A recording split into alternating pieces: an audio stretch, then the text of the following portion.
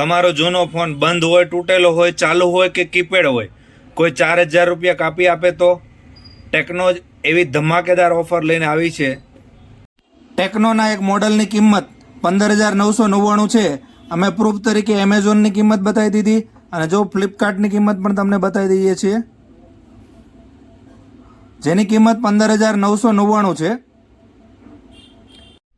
એમાંથી જૂનો કોઈ પણ ફોન હોય, કોઈ પણ કન્ડિશનમાં હોય, 4000 રૂપિયા લેસ થઈ જશે.